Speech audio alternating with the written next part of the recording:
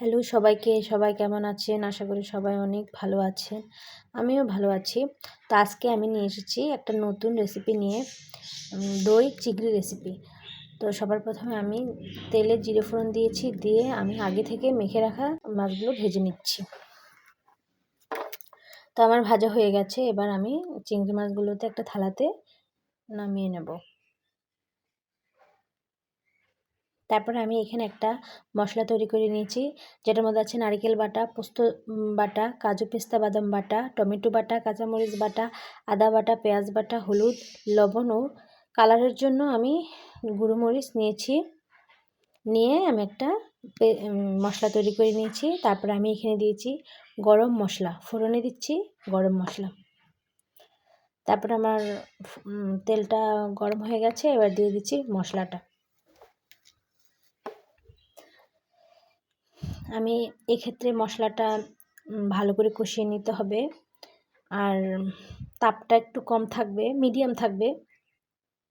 বেশি তাপ দিলে তো মশলাটা পুড়ে যাবে, সেজন্য তো তেল ওঠা পর্যন্ত আমার মশলাটা কষাতে হবে। তো দেখুন বন্ধুরা, আমার মশলাতে অনেক তেল উঠে গেছে। তারপরে আমি দিয়ে দিচ্ছি চিংড়ি মাছগুলো। তো চিংড়ি মাছ দিয়েও আমি আরও কিছুক্ষণ কষিয়ে নেব। নিয়ে আমি এখানে দিয়ে দিচ্ছি দুধ। আপনারা চাইলে দুধের পরিবর্তে নারকেলের দুধও দিতে পারেন বা জলও দিতে পারেন। তা আমি এখানে দুধ দিয়েছি, আর এখানে কিছুটা জল দিয়েছি।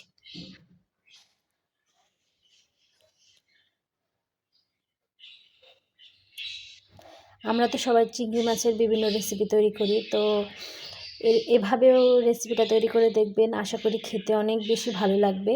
তার আমি এখানে দিয়ে নিচ্ছি একটু চিনি হালকা, এটা স্বাদ বাড়ানোর জন্য দিতে হয়।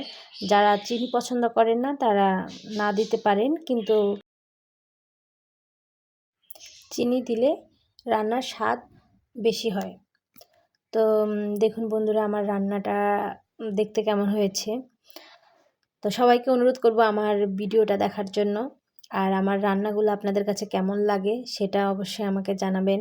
ভালো লাগলেও জানাবেন, খারাপ লাগলেও জানাবেন।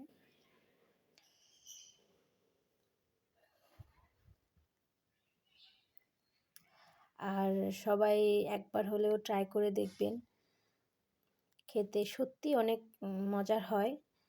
তো তো আমি প্লেটে রান্না করা তরকারিটা আমি বেড়ে নিচ্ছি।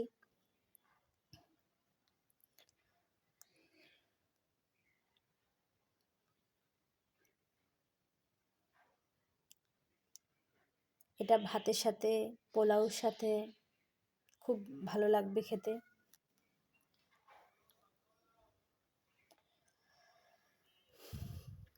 তা আমার ভিডিওটা আপনাদের কাছে কেমন লেগেছে? যদি আমার ভিডিওটা ভালো লেগে থাকে তাহলে লাইক, কমেন্ট, শেয়ার দেবেন।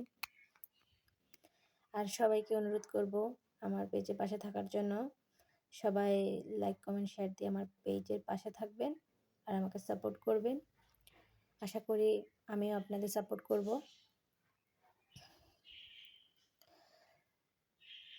তো সবাই ভালো থাকবেন, সুস্থ থাকবেন। সবাইকে ধন্যবাদ।